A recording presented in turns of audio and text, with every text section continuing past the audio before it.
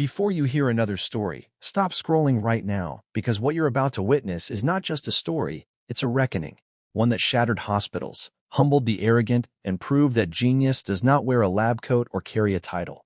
And if you believe brilliance can come from anywhere, smash that subscribe button right now, because stories like this expose truths the world tries to bury. And this one begins on a rainy Tuesday morning in Chicago when Amelia Crow, a billionaire philanthropist whose name was etched onto hospital wings across America, lay dying in a private ICU after 100 of the most decorated doctors in the country had failed her with their Ivy League degrees, failed her with their million-dollar machines, failed her with their conferences and committees and polished confidence.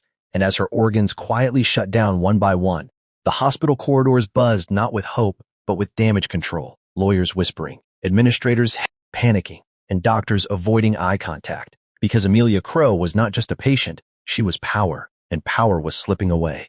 While down the hall, unnoticed and invisible, a cleaner named Ruth Johnson pushed her mop cart with tired hands, her head down as always, absorbing the insults of indifference she had learned to live with. And trailing behind her was her 17-year-old daughter Naomi, a girl with braided hair, sharp eyes, and a mind so frighteningly advanced that by age 9 she had taught herself calculus from a discarded textbook. By 12, was solving unsolved math proofs online under anonymous usernames, and by 16 had quietly cracked a biological pattern that several university labs had abandoned as impossible. Yet here she was, undocumented in the world of credentials, wearing thrift store sneakers and a janitor's badge clipped to her hoodie, because genius, when born in the wrong place, is trained to be silent. And Naomi only came to the hospital that day because her mother couldn't afford childcare and trusted her daughter to stay quiet and out of the way. But silence became impossible when Naomi passed Amelia's ICU room and noticed something no one else had noticed. Something hidden in the steady beep of machines and charts, full of numbers that meant nothing to those who trusted protocols more than intuition. Naomi stopped, stared at the monitor, and felt a cold certainty crawl up her spine because the data was wrong. Not wrong, as in inaccurate, wrong, as in misunderstood. And when she whispered, "She's not dying from organ failure. She's dying from feedback collapse," her mother hissed at her to keep moving, but Naomi couldn't, because to her, the body wasn't a mystery. It was a system, and systems had rules. And Amelia Crow was trapped in a loop created by the very machines meant to save her. A loop no doctor questioned because the machine outputs looked perfect. And when Naomi tried to tell a passing resident what she saw, she was brushed off with a smirk and a warning not to loiter. Because who listens to a cleaner's kid? And that dismissal might have ended everything if Amelia's heart hadn't faltered moments later, triggering alarms and chaos, doctors rushing in again with rehearsed urgency, repeating the same steps they had repeated for weeks, until Naomi did the unthinkable. She ran into the room, grabbed a marker from a nurse's station, and began scribbling equations directly onto the glass wall of the ICU, equations that mapped Amelia's biological signals as a nonlinear dynamic system. Equations that showed the machines were amplifying microscopic fluctuations into fatal cascades. And as security lunged for her, one doctor froze. And fluctuations into fatal cascades. And as security lunged for her, one doctor froze. An older neurologist named Dr. Harold Klein. Because the math on the glass wasn't random, it was devastatingly elegant. And in 10 seconds, he saw what he hadn't seen in 30 years of practice, that they were killing Amelia slowly by following procedure. And when Naomi shouted, "Turn off the adaptive feedback module now, or she's dead in 6 minutes," the room hesitated, because protocol said never disengage.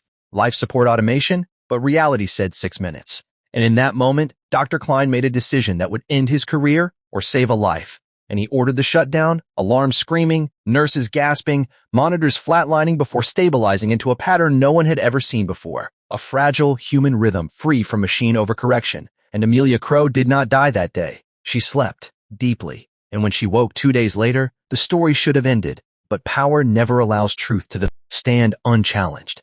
Because instead of celebration, the hospital launched an investigation, claiming a security breach, claiming recklessness, claiming a child endangered a patient, while quietly rewriting records to minimize Naomi's role. But Amelia Crow demanded answers, and when she learned that the girl who saved her life was the daughter of a cleaner, something shifted inside her that money had never touched. And she summoned Naomi privately, listened as Naomi explained her theory with calm precision, explaining how modern medicine had become addicted to automation without understanding complexity, how living systems were not linear, how feedback loops could heal or destroy depending on context. And Amelia, who had funded hospitals for decades without questioning their assumptions, realized she had nearly died not from lack of resources but from arrogance. And when she went public, revealing that 100 doctors failed where an uncredentialed black teenager succeeded, the backlash was immediate and vicious. Medical boards discredited Naomi. Pundits called it a fluke.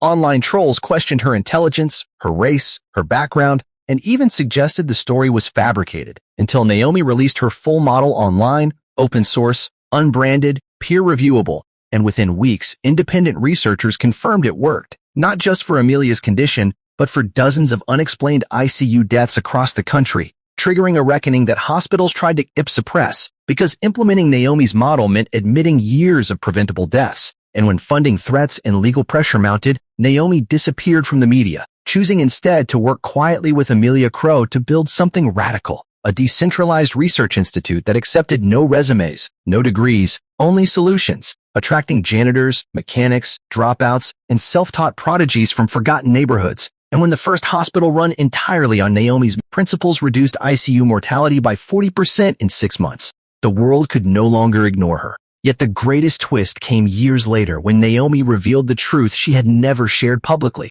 that her breakthrough was inspired by watching her mother clean hospital floors night after night, noticing how dirt patterns formed and reformed depending on movement, pressure, and feedback, teaching her that systems reveal themselves to those who observe humbly.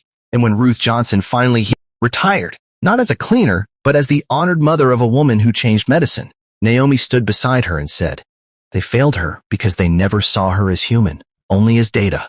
And that sentence echoed across medical schools, rewritten into textbooks, whispered into boardrooms. And if you're still listening, remember this story isn't about medicine. It's about who we choose to listen to. Because genius doesn't ask permission. It doesn't wait for approval. And it doesn't wear the uniforms we expect. And if this story moved you, challenged you, or made you uncomfortable, subscribe now, because the world is full of truths buried under titles, and we're just getting started.